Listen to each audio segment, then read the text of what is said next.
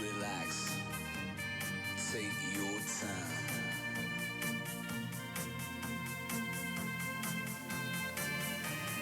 Take your time to trust in me, and you will find infinity, infinity.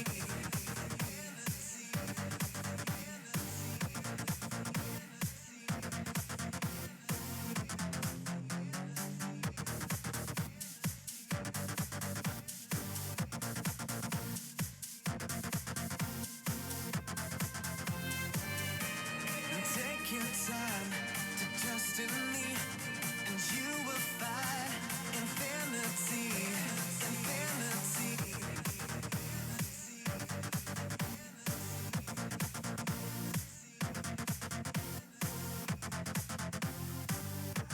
And time goes by so naturally while you receive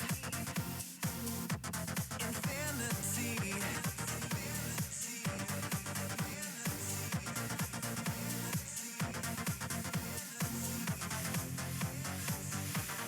Here's my key, philosophy.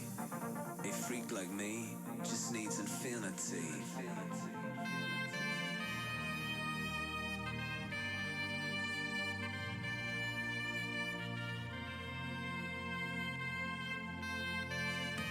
Relax, take your time.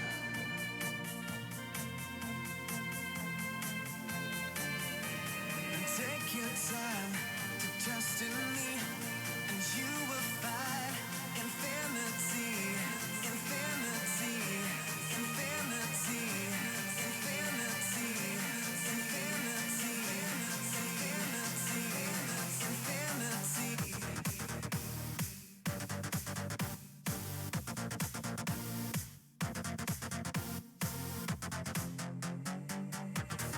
Take your time to trust in me, and you will find. And time goes by so naturally while you receive infinity.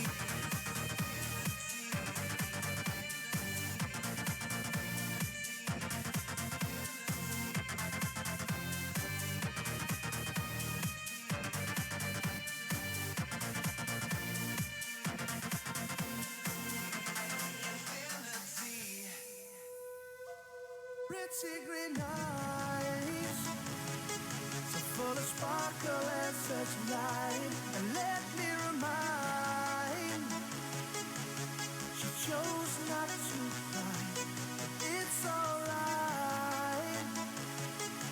For your lover has come home, by your side I'll always stay. You never have to be alone.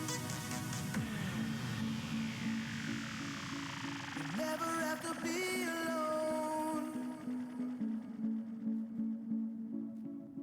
You never have to be alone. Pretty green eyes, so full of wonder and despair. It's alright to cry, for I'll be there to wipe your tears. And in your arms, together we're in paradise, and it's so nice. You never have to be alone. Never have to be alone. Never have to be alone.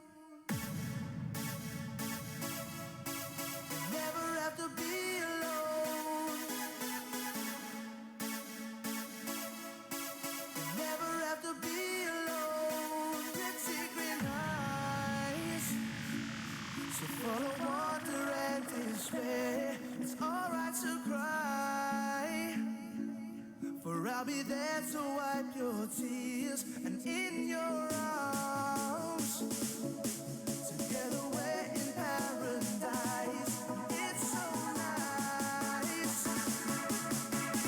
Never have to be alone. Never have to be, ever have to be, ever have to, never have to be alone. Never have to be, ever have to be, ever have to, never have to be alone. Never have to be, ever have to be, ever have to, never have to be alone.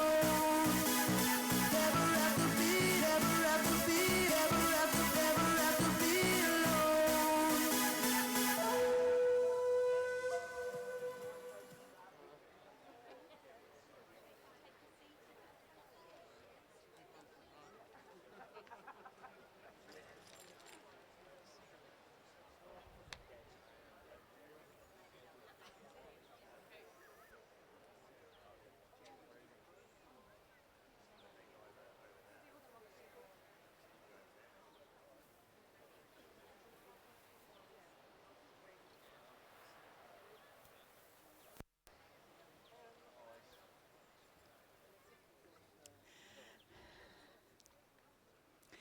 Family and friends of Jean, wow, what a beautiful, beautiful turnout this is. Thank you for being here today. Thank you for filling this space with your love and most importantly, your respect for Jean. And what a beautiful backdrop we have. I think someone must have spoken very nicely to Mother Nature after the last couple of days that we have endured. But the sun is shining beautifully. Thank you all for being here. We do have a couple of seats free. If anybody does need to take a seat, please do so. Find some shade if you must. Just a gentle reminder as well to pop those telephones on silent, aeroplane mode. And we are live streaming today, so if we could please just make an effort to keep the path clear between Roxy and myself. Thank you very much. And I do welcome those who are watching on the live stream. I hope you all feel very much a part of our service today as well. For those of you whom I've not had the pleasure of meeting, my name is Rebecca Wilson. I am a memorial celebrant. It's a true honour and privilege to be here today to share this space with all of you. And may I say what a privilege it has been to learn of a man that all of you here know, admire and love. True to himself, Jean was always the one making time for people. He had a knack of putting them at ease. You see, that's just who he was. One of those all-round great blokes. Naturally, his passing, it has come as a shock to everyone. And it's hard to process when someone as vibrant as Jean passes away so suddenly. Over the past 10 days, his family have found the perfect way. They've worked hard to find the perfect way to celebrate his life today. And they knew, without a doubt, it had to be by the water. This location here, along with many locations around Port Elliot and down on the south coast, Kingston Park, well, they were all very important to Jean, many of his happy places. And looking around at each of you here today, it's clear that Jean has shared in something special with each and every one of you. From talking to his family in recent days, I've come to understand just how magnetic he was, the kind of person that everyone wanted to be around. He had a way of walking into a room and instantly making a connection with anyone.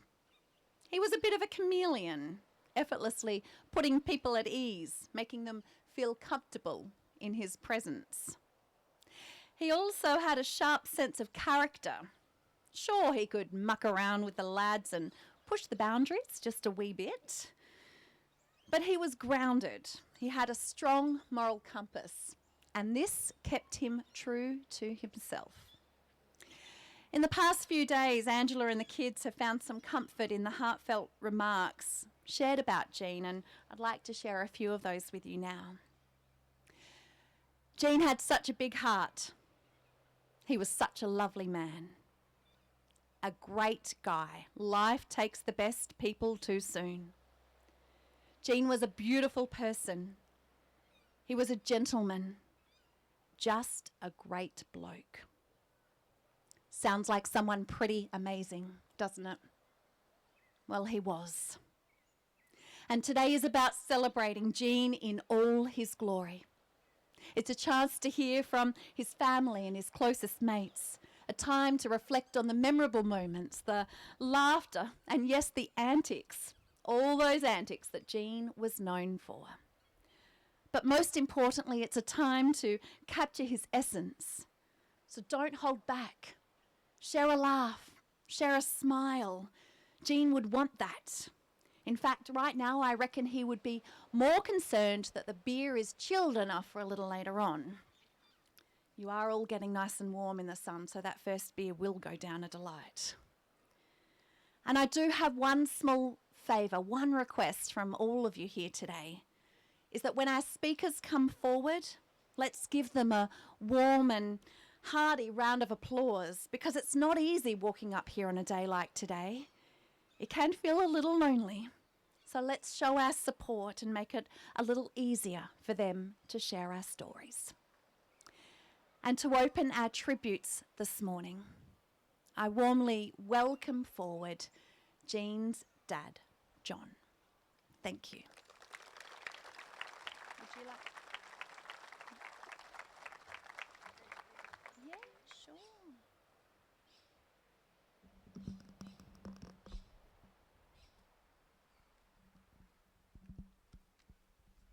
Thank you.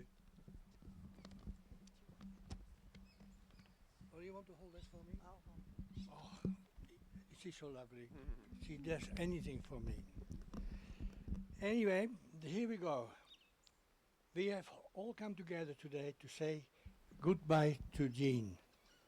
And when I am writing this, it is the 13th of December, which meant that also Jean's birthday. That day he had become 49 years old and far too young to die. Looking around at the huge ground around me with family and friends, it shows how many of us have left him and joined us on this sad day. Even though Gene worked at least 60 hours a week, anyone who needed him was always welcome for his advice or whatever they came for. And this is the reason that they are all here. Gene was the best husband, father, son,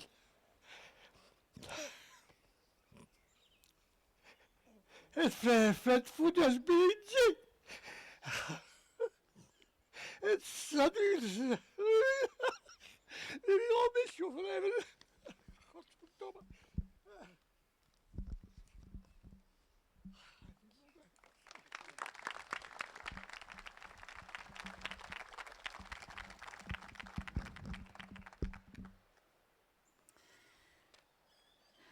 John, thank you. Words that every single one of us here today wish you never had to write. The loss that you are feeling, along with you, Corrie, are feelings that no parent should ever have to feel, and we all have you in our thoughts. Absolutely. I warmly welcome forward Gene's mum, two of his siblings, Corrie, Justin and Alona.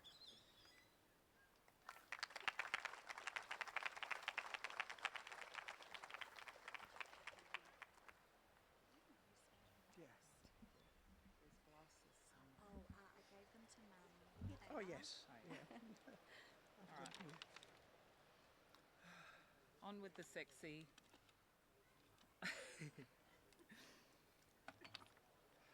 Thanks, Dad. Okay. Hello, everyone. For those that you don't know us, I'm Ilona. I'm Gene's older sister. This is Justin, Gene's older brother, and this is his mother, Corrie. When we start reflecting on what makes Gene so special, we ask ourselves, what is the quality that makes him so likeable? The answer we realised is simple. Gene has a unique gift of seeing the good in people. He's able to make you feel comfortable and valued just by being himself. You can feel his genuine warmth, and it is clear in today's gathering, filled with so many friends and family who care about him, that this is a testament to that. It truly is a pleasure to be here with all of you, and if we haven't met you yet, please stop by and introduce yourself and let us know how you knew Jean.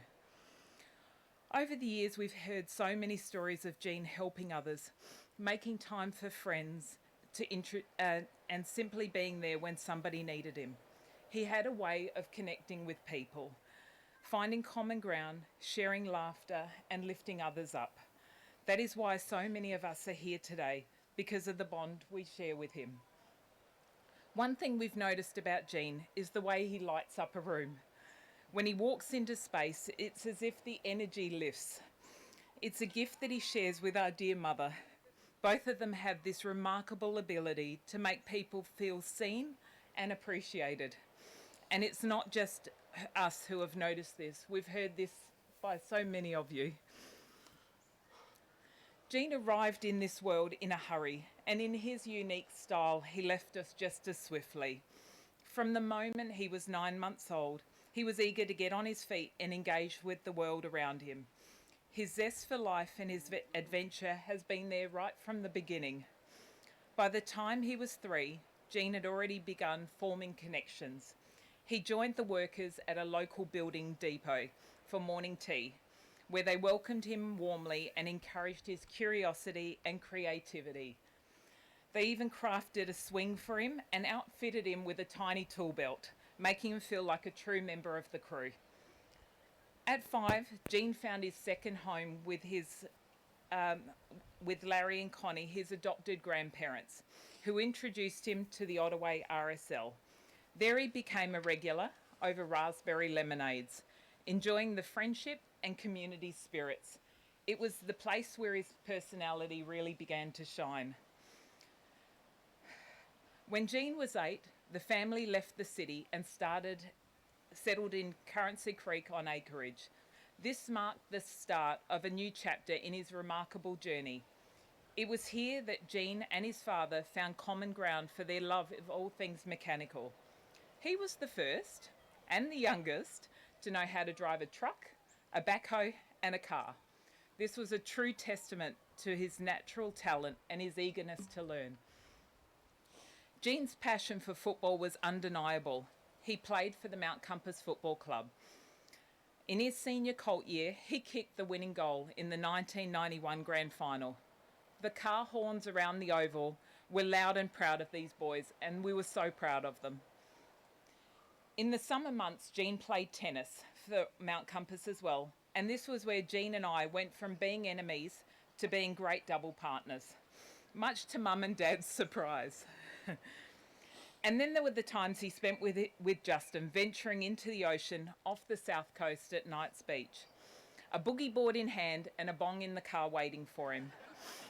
They played games of I Spy, spotting each other in the barrel of a wave, enjoying the thrill of the sea. These early years shaped the man we know and love today.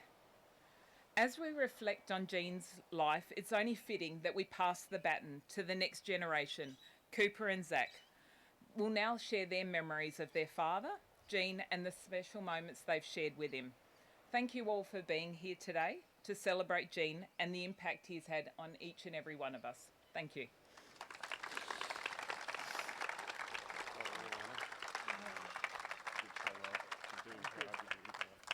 Thanks, Mum. Thank you. Thanks, everyone.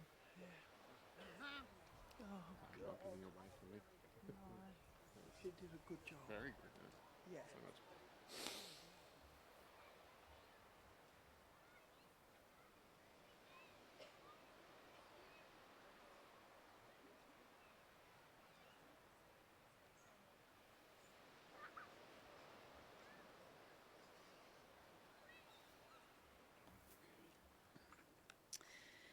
Thank you, Alona, being a voice for your family today. Justin and Corrie, thank you for coming forward as well.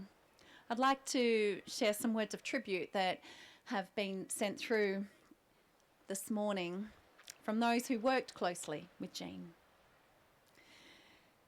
Jean Klomp was a truly special part of our team, and it's hard to imagine work without him. He had a way of making everything easier with his calm, steady presence and great sense of humour. Even in tough times, he always managed to bring a smile to our faces.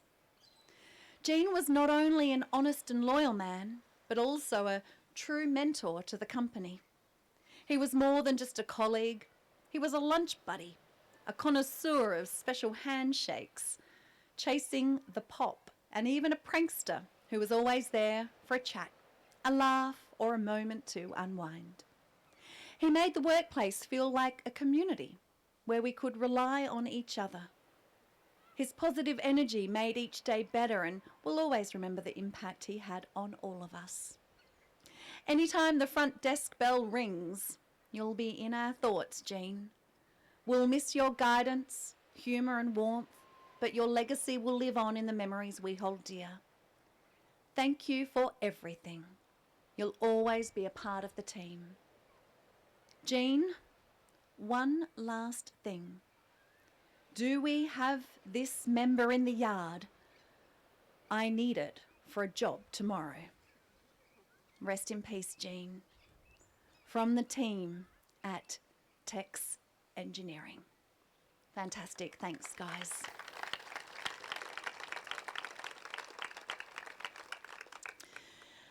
I'd like to welcome forward two gentlemen that have spent a lot of time with Jean down here on the south coast in the water, spending time on those boards.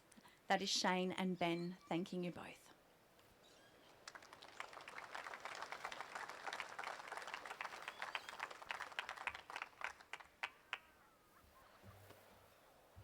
Hey everyone, I'm just going to go by the seat of my pants here because that's pretty fitting for our mate Gino.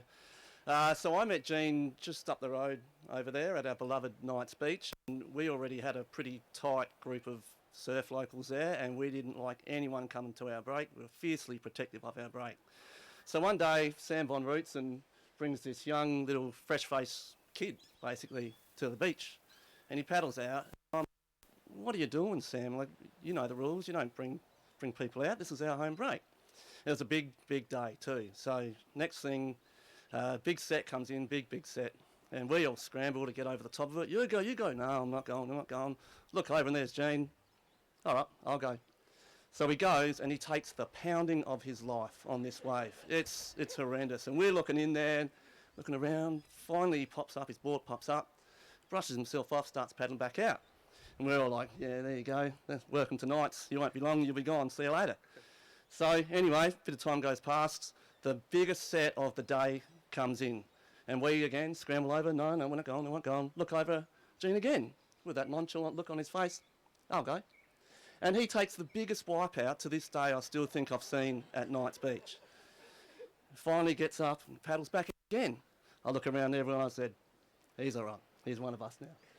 So with that, Jean became one of the Knights Beach locals, the legendary Knights Beach local bodyboarders. And did we surf some waves and have some fun up there. But in the coming months and years, the friendship between us really blossomed, it bloomed. We bonded on so many things. One of those was an emerging music trend coming out of England, London, underground dance music, techno, rave music. And boy, did we love it. So with my now beautiful wife, Kate, by now I was a DJ, so we'd fly up to town, get all the latest records that had come out, get in the car, come flying back home. Oh, we've got all this great music. Who are we going to play it to? Jean. Call him on the phone, bang, he's around the house just like that. And we would spend hours in the bedroom just playing music, making mixes, bouncing ideas off each other. And it was a magnificent time. Don't know how Mum and Dad got to sleep because it was every night of the week pretty well. But anyway. And then later on, we all thought as a group, because we were so tight-knit, well, let's all move to Adelaide, because that's where all the raves are. So we all moved up to Adelaide and formed an even stronger group of friends, which are all pretty well here today, I'd say, the nightclub kids, the club kids. And we danced all night until the sun come up, most days, most nights, and had the time of our lives. Then we all got married, kids, mortgages, all the same, all the rest. We all didn't separate. We all stayed so close, and then when my wife had a life-changing incident, We had some pretty dark days. Jean was always there for me. In my darkest days, Jean was the first one I call, and the only person still to this day I can really open up my heart to. Yeah.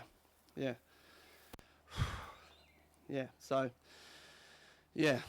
And so there's one thing I never ever got to say to Jean, which I'm going to say now in front of everyone, and say it to you up there, mate, is that although he was the youngest of us, the baby of our crew, I secretly always looked up to Jean. Jean was actually my role model. Because I'll never forget the time we were sitting up at nights up there. There mustn't have been much surf. He would have been 17, me 20 odd. We were reflecting on our thoughts. Read into that what you will. And he turns to me and he goes, Frazzo, I really want to make something of my life. I want to be financially successful. I want to run my own business. I want to own my own house before I'm 25. I want a wife and 2 kids. I want to make sure they are financially set up and secure. And I just sort of sat back and went, whoa, you're a 17-year-old kid. I'm 20. I'm pretty sure none of us were thinking like that at the time. I'm pretty sure we were just wanting to catch waves and get girls. So from that moment, I just said to myself, Shano, get your shit together. If you want to be anything a real man in life, you've got to start acting like Jean. So, mate, I just want to say from the bottom of my heart, thank you for making me the best man I can possibly be. Love you, bro.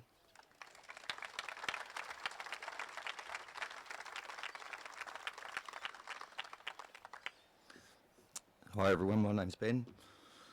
I first met Jean back in the late 80s down at Knights Beach. He was a young kid who loved the ocean and bodyboarding, and we eventually had a rat pack of us who would surf it as often as we could. With Shane, Aaron, Greg, Shane Ball, Ronnie, Maggot and Fozzie, we were indestructible. We eventually thought we were cool enough to move out of home, and in the early 90s, Jean, his older brother Justin, and myself rented a house in Cowden Bay, the infamous Batty Road house. We didn't logistically think about the location, as we often had to see who had enough petrol in our car to be able to get back to our favourite wave over in Port Elliot, Knights Beach, for a surf. It was around this time that Shane introduced us to this new genre of music, techno.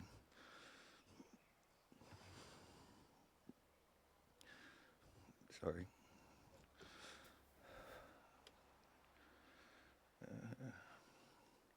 Shane was DJing, and Batty Road held some of the loudest parties on the south coast. Getting to know the local police, and often being threatened to get our power turned off or locked up. We then turned to the nightclub scene, and our weekends consisted of surfing all day Saturday, carpooling it to Adelaide Saturday night, party all night, drive home Sunday morning with often minimal or no sleep, and straight back to our favourite beach to get back in the water for recovery. They were great times, and we created a bond that still keeps our Rat Pack in regular contact to this day. Eventually this led us to dispersing in the late 90s to Adelaide, east coast of Australia and all over the world. But as time went by, we always had Port Elliot and Knights as our home, and we'd catch up as often as we could. Jean's amazing personality, constant friendship, and his cheeky grin will last with me forever, and we're all going to miss him dearly. Thank you.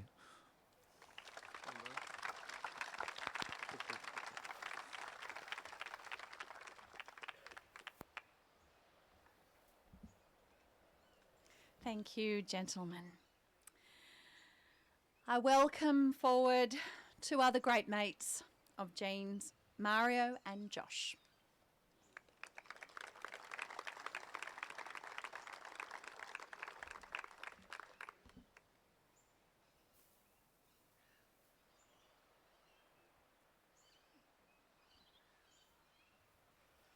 All right.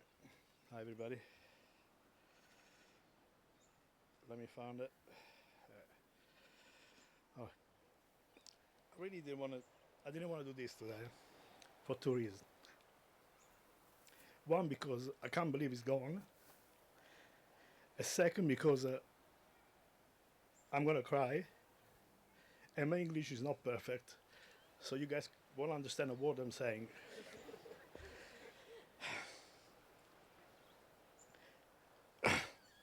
what can you say about a guy that you speak to every day for the last few years, and you see 2, 3, 4 times a week, and be meaningful? It's hard. Gene was a great friend to me, Josh, Johnny, everybody, and he was always happy, joyful, and always ready to catch up. And he was always the constant present in the group.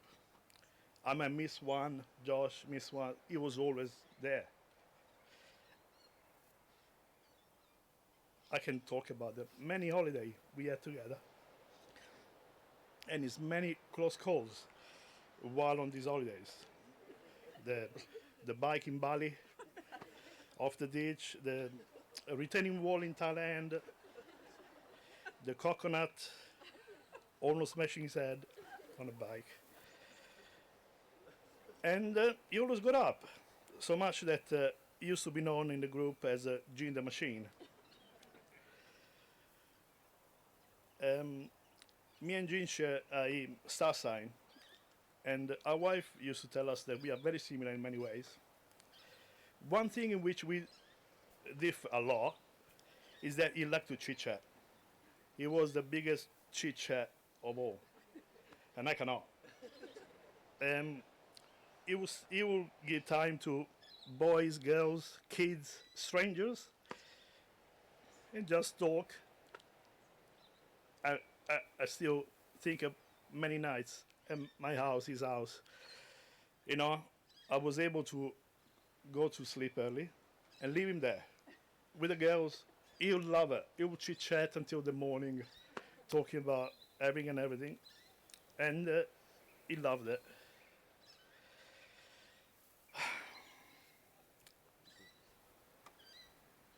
Look, all I can say is I'm grateful and blessed to have ever met him. And yeah, he's left a huge hole. It's hard to feel. I'm just going to miss my friend.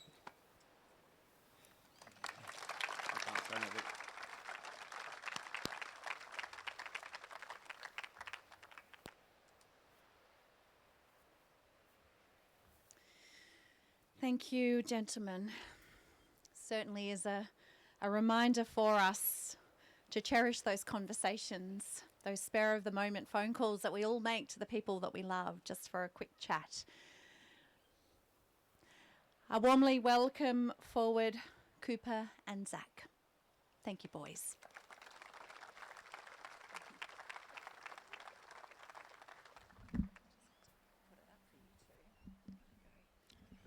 Hello, hello. I'm going to keep this fairly short and simple. My dad, it's crazy for me to think my dad is gone, zapped out of this life in a flash. I know he is going someplace he is meant to. Maybe he was too good for this life. I know he is a great soul. He is probably needed for more important things in the universe. I'm sure most of you know my dad, and maybe have now come to realize how close to perfect he really is. I'm so grateful to have had someone in my life like this. He wasn't just a father to me, he was a best friend and a soulmate. When he first became a dad, I knew he was just working it out. He liked when we grew up a bit, playing soccer and going to the beach. But it's truly in these later years my dad and I grew so close. I've gone through a lot of shit over the past 7 years or so, and my dad is the one I always called first for advice or just to talk. He was the most open-minded and understanding person I know, the safest ear. I want to let you all know that I appreciate his support more than anything. When I was living in the middle of Australia, I phoned Dad and frantically told him my grand plans with music, asking from the bottom of my heart if he could help me buy my first laptop. He not only bought me the laptop I needed, but he also supported me from the start, the whole way through in my music journey. I sent him more tracks than anyone else. He definitely listened to my music the most and was always asking when's new music coming, Coops. But it wasn't only music he supported me in, it was mental, physical, and spiritual. He listened to my crazy philosophical ideas, dreams, and goals, and that means a lot to me. Thank you, Dad, for everything. I'm proud to call you my dad, and I know you're proud of me too. I'm keen to show you everything that comes of my life. I know you aren't truly gone, just not physically here anymore. You didn't deserve this, but I'm glad to have gained a soul in the stars, still guiding me. I love you, Dad.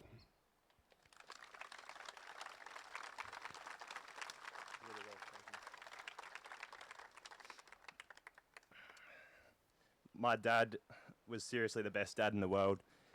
He was one of the greatest gifts that God has ever given me. Where do I start? He was absolutely hilarious, unconditionally loving, generous, adventurous, fun, easygoing, laid back, supportive, open-minded, joyful, and light-hearted. Bit of glare on this phone. I had such a good, close relationship with my dad, which is so rare these days. He always expressed how much he loved me and how proud he was of me. I truly owe a lot of who I am today to him and how he raised me. He was the kind of dad who would take me into what felt like 20-foot waves at Knight's Beach at the age of 7 with a calm, assured, you'll be right attitude. He would allow me to feel fear and to act with courage and support me through it all the way. That's the kind of dad he was my whole life. He was my number one supporter. In any path I wanted to take, he would encourage and actively support me, not only with his words, but with his actions. He provided a loving, supportive, comfortable, sporty, and adventurous environment for Cooper and I to grow up in, which I think is so important. No matter how hard he worked at his job, he would find the energy to be playing soccer, wrestling, or surfing with us always. He would always be mucking around with us and making us laugh. He would always encourage us to push ourselves beyond our limits, do our best, and live with no regrets. He would always be cheering me on in everything I do and genuinely excited about my success. He has always felt like both my dad and my best friend. In recent years, he became a lot more open in his thinking. He didn't just buy the mainstream narrative at face value, and we had so many great discussions. One thing I really loved was how willing he was to listen and discuss my faith in Jesus Christ when mostly everyone else would shut me down. We had many conversations about Jesus and with the sudden death of Dad. I think it's important time to share with you what I was able to share with him. Dad's death was a sudden shock to all of us. No one was expecting it. I think one thing we can all learn from it is that our life goes by so fast and we just never know when our last moment will be. It's so important that we take this opportunity to reflect on death, eternity, and what it means to be ready for what comes after this life. Death was never actually part of God's original design. In the beginning, he created everything good, and he intended for us to live forever in perfect communion with him. But when humanity chose to disobey God, sin entered the world and death came as a consequence. It wasn't just physical death, but a separation from God that leads to eternal death, an eternal separation from the Creator. Romans 6 verse 23 says, "For the wages of sin is death, but the gift of God is eternal life in Christ Jesus our Lord." The good news, however, is that God didn't leave us in this hopeless state. Jesus Christ came to earth, he lived a perfect life, he died on the cross to take the punishment for our sins, and then he defeated both death and sin by rising from the dead. Through his death and resurrection, we can be reconciled to God and receive the gift of eternal life. We don't have to fear death because Jesus offers us this assurance when he says in John 11 verse 25, "I am the resurrection and the life. The one who believes in me will live even though they die." Jesus also makes it clear that he is the only hope of eternal life when it says in John 14 verse 6, "I am the way and the truth and the life, and no one comes to the Father except through me." This gift of eternal life is available to anyone who turns away from their sin and trusts in Jesus. It's not something that we can earn or deserve, but something freely given through faith in him. So as we remember my dad today, let's also remember that life is uncertain and eternity is real. We all have a choice to make, whether to continue living apart from God or to trust in the finished work of Jesus Christ for our salvation. My prayer is that today, in the midst of our grief, we can find hope and peace in him.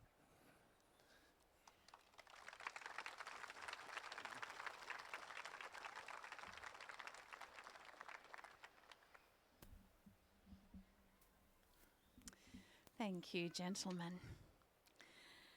I warmly welcome forward Jean's sister-in-law, Jasmine, to share some words. Thank you.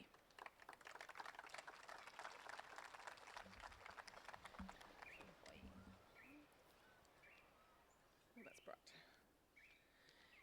Jean, big blue eyes, beaming smile, kind, gentle and generous Jean. You were the one who made a speech about the person that family and friends were gathered together for. Although we don't want it to be so and wish it were for a reason of celebration rather than sorrow, today it is our turn to make speeches and speak of you.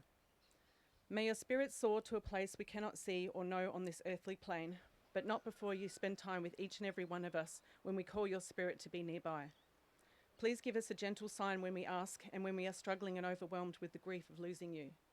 The hole that has been so cruelly forged now that you are not here will never close, but perhaps a sign or two could help us in our grief. Have there already been signs with car electrics playing up, electrical glitches, enough for us to recognise an interruption in moment of our intentions, not to be on our way as quickly as we had in mind, or a pause by your brother driving away from the place you grew up together with him and your sister? Did you touch us with warm, loving energy when we were holding hope that this was a mistake and were trying to process you not responding physically to us in the room your body was last resting in? For me personally, a sign has been the number 8, our gate number coming over when we'd first received the sad news, gate 17, 8. Our aisle number, 8. The year 2024 is 8. The time the doctor confirmed your death, 4:31, 8. The rows of the second plane to Adelaide the kids and I travelled on, 17 and 18, is 35, which is 8. Our night Sunday at the Elliot Hotel Beer Garden, where we spent time with 2 of your close friends, we sat at a table, 71, 8. Of all the tables we could have picked, we unconsciously chose that one as it felt like the best spot to be in that beer garden. The Chinese uphold 8 as a lucky number, an auspicious number and a sign of infinity. It represents the concept of limitlessness.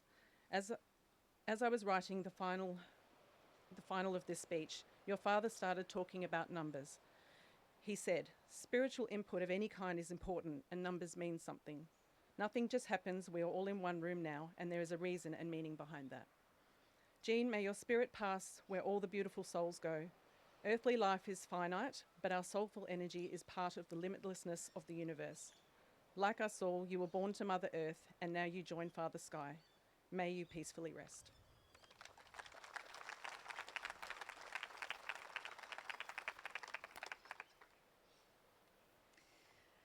Thank you, Jasmine. To close our tributes this morning, we will hear from Angela with the support of Amber, and following Angela's tribute, we will then go into some time of reflection as we listen to a very special song that I know holds great sentiment to Angela. It was their wedding song on the day her and Jean married. So we will listen to that once we've heard from Angela. Thank you.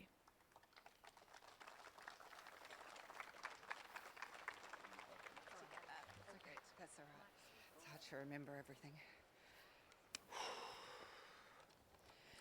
All right, thank you all for coming.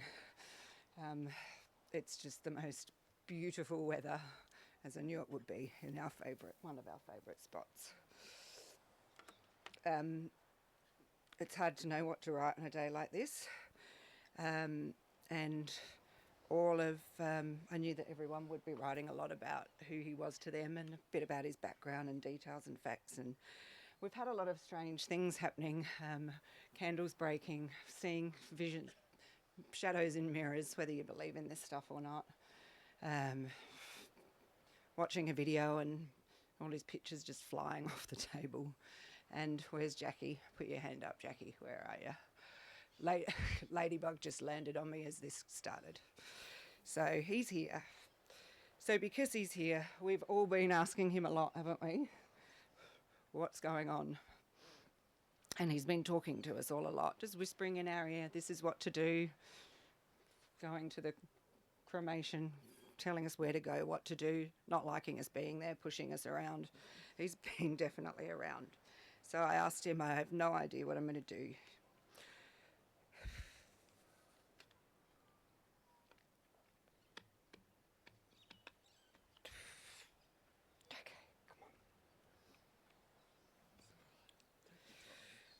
And I have to do this. He said, tell the story. Just tell our story. I said, okay. For those that haven't heard it a million times already, here we go. So as I thought about what to write today, I wondered how could I best honour Gene. He always loved a great chat and a good story. So I thought a story about our life together over the past years was what he would love best. And I know he would love me to share that with you. So our story begins officially in December 2009, when one fateful night I was with a friend at the Hotel Elliot. Amber and I were on holiday with Mum, Dad and my niece Holly, and they offered to take the girls home after dinner that night so we could have a little girls' night out. As we sat in the beer garden and chatted over a wine, a group of guys were looking our way, and I mentioned to my friend I was certainly not in the mood to be chatted up tonight. So we ignored the table of lads next to us. But then a local fellow with a long beard came over and casually started to chat. He reminded me of someone from ZZ Tops and seemed harmless enough, so we thought we'd continue talking and reminisced about the old Fonzie's gaming hall that used to be next door and other fond memories of Port Elliot from early years as kids. As it turns out, the fellas he was with were a little too shy to approach us, so he'd come over to open the door to what we didn't know then was the beginning of our journey together. Gene was out with his cousin and friends that night, and when I looked over at the men approaching, all I remember seeing was a set of sparkling blue eyes. Yes, those eyes, we've all seen them. They've never faded, and my goodness, don't they speak 1,000 words. I turned to my friend and said, wow, I haven't felt that kind of a feeling in a long time. You just leave him to me. Now, as it turns out, fate likes to play games. We chatted that night and I couldn't quite decipher if he wasn't interested or really, really interested. He was either very nervous in my presence or a little aloof, as he seemed to have a lot of trouble looking directly in my eyes. It was only years later I would find out. When he described what he felt when he saw me, I certainly would come to understand the truth. He said he had looked across the room to see a beautiful blonde angel surrounded by a glow, as though there was a halo around her that shone bright, and he was so nervous he could hardly speak. And there I had my answer. It truly was love at first sight on both parts, but with a twist of fate, things didn't quite go as planned that night, and we would have to wait until 2012 before our lives together began, but my goodness, it was worth the wait. One night, years later, we were chatting on the phone as we had started to do for hours on end, and the words suddenly fell from his mouth. I think I love you. So we figured we better start dating. In what old-fashioned world does a man confess his love for a woman before he's even held her hand, let alone kissed her? That was my Genus. What a gentleman. And those sparkling, beautiful sparkling eyes never wavered. And once he looked me in the eyes, he never stopped looking at me like I was the most beautiful woman on earth.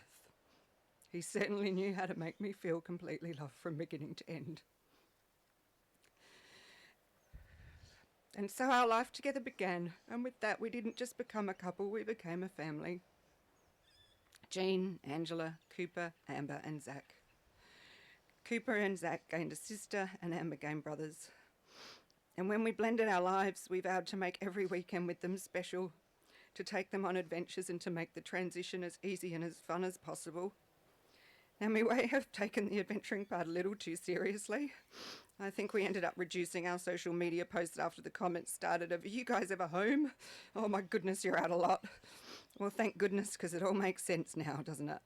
We had a lot to cram into the time we had together, and I'm so grateful we did. The early years travelling with the kids was one of the most amazing parts of our lives. Non-stop weekends down here at Port Elliot, hiring a house every opportunity we could.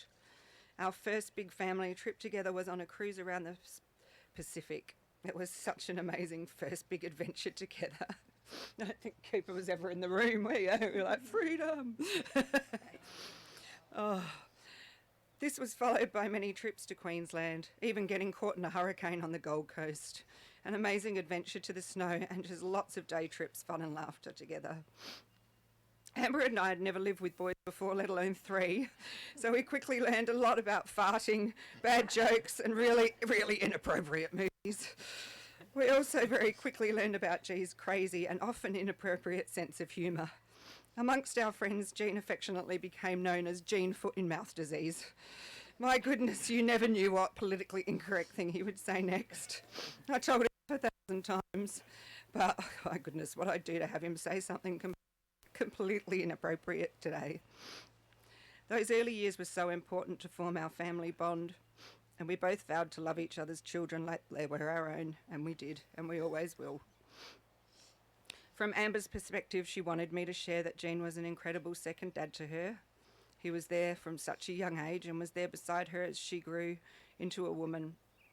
Although he may not have been her biological dad, he had no problems taking her under his wing and supporting her as a father would.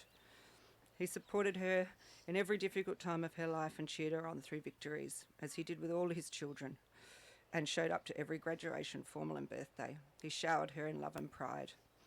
Amber's also grateful he came as a package deal with Cooper and Zach and gave her 2 best friends to hang out with growing up. Amber felt truly lucky to have been blessed with a stepdad who loved and supported her like one of his own, joked with her like a friend, and showed her what kind of love she wanted as she got older. Even my niece said the other day, Jean showed me that adults can be fun. He truly did bring so much joy and happiness to our little family and to all families. When Jean asked me to marry him, he also did a typical Jean move. Instead of taking the opportunity as we holidayed on Hamilton Island, slow dancing alone under a gazebo to our romantic song 1,000 Years while I gazed into his eyes, he instead decided that was too obvious a place to propose, too expected. And so instead he randomly started his proposal over a giant Kransky in Hahndorf. His eyes began to swell and I said, "Oh God, you're not proposing over a giant sausage rather than looking over islands, are you?" Typical Jean move. God, I loved his warped sense of timing and wicked sense of humour. So I'll leave the reminiscing there. I just felt for those who may not have known a little of our background, he wanted me to share that with you today. And we must have shared those stories 1,000 times when people would ask how we met. So in closing, I just wanted to thank him for all the wonderful memories he helped us create together. He was my favourite.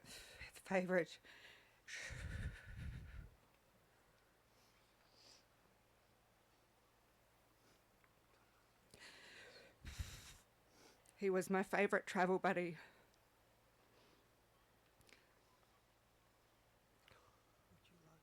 No, I'm going to do this. I can do it. He'll never leave me alone if I don't finish it. My partner in crime and the salt to my pepper. We have had some incredible adventures and his thirst for travel matched mine.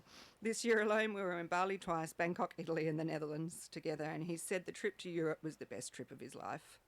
We are blessed to have so many amazing friends to share our adventures with and so many loving family members.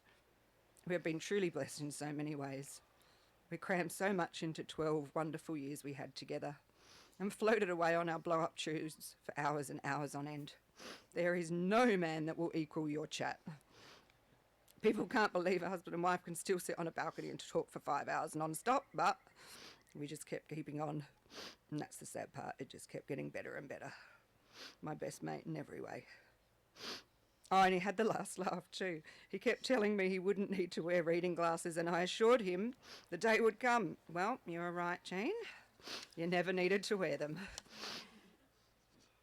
He got to have the last laugh, those bright, sparkly eyes, never to be covered.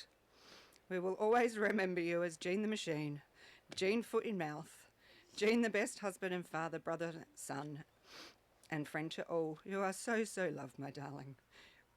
We will all miss you desperately. Here for a good time, not a long time. See you at the beach, my love.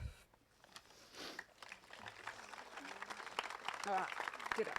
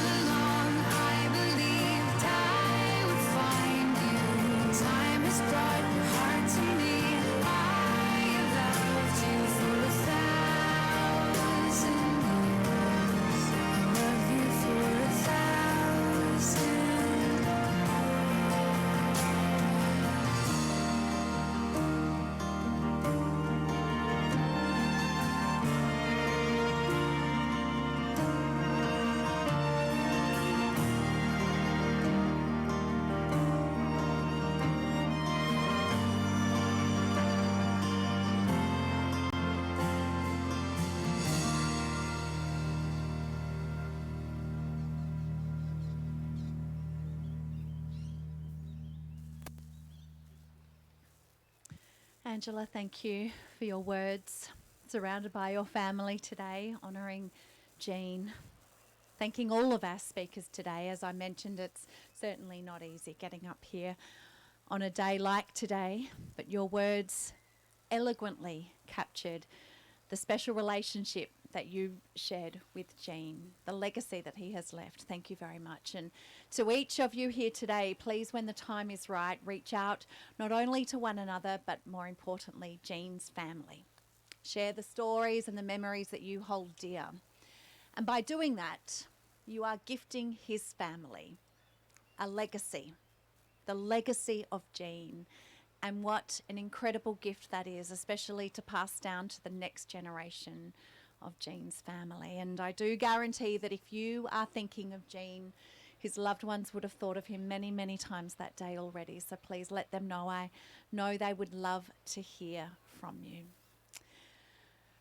Well, family and friends, it has been warm. Thank you for bearing the warmth of the sun today. If anyone does need any water, there is some placed at the bottom of the staircase, so please don't hesitate in getting a drink if you need, or some shade.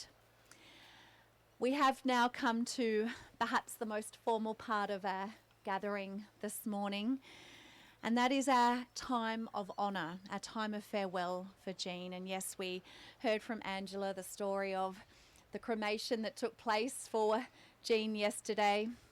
It wasn't smooth sailing, to say the least, but we got there in the end. So today it is about honouring his life by standing tall and proud for him in this moment. So I do ask for those of you who are seated, if you are able, could you please be upstanding? Thank you.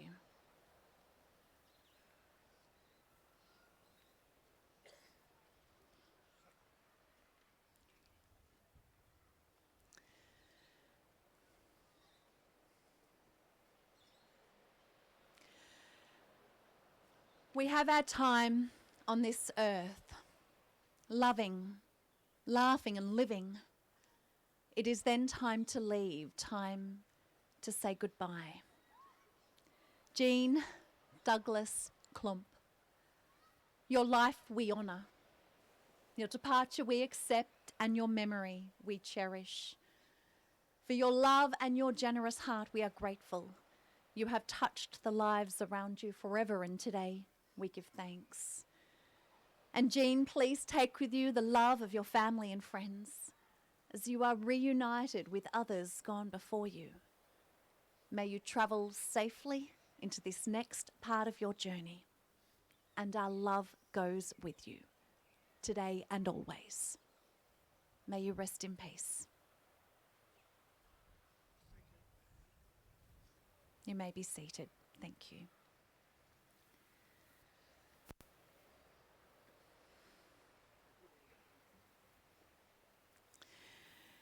Well, thank you, family and friends. I'm sure I'm not the only one that has looked at that water as to be so inviting for a quick dip. I think there'll be an opportunity a little later on. You can go in and out of that ocean as much as you like. And while that does bring a close to the more formal part of our gathering here this morning, we still have some very special mentions I would like to say on behalf of the family. So friends of Jean, you are all invited to please join with Jean's family as they will shortly lead the way for a memorial walk. They will follow the path leading to Knight's Beach to take a moment to appreciate the patch of surf that Jean spent so much of his time riding when here in Port Elliot. They will then walk back to the Port Elliot Surf Club, which is located just through there.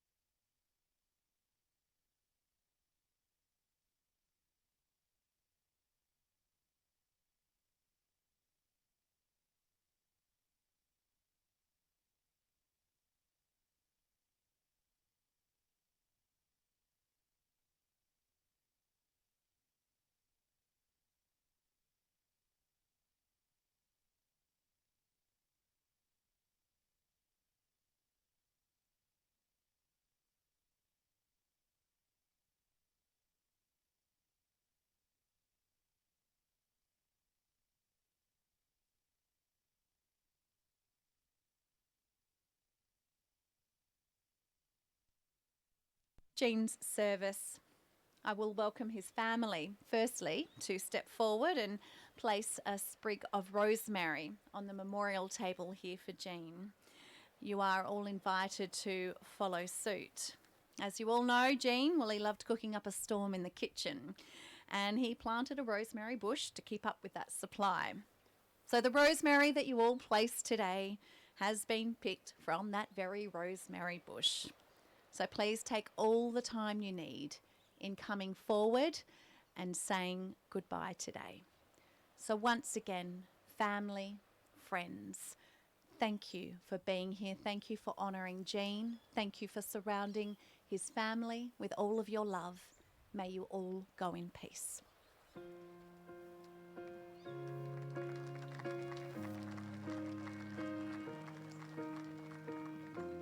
What would I do without your smart mouth? Drawing me in and you kicking me out.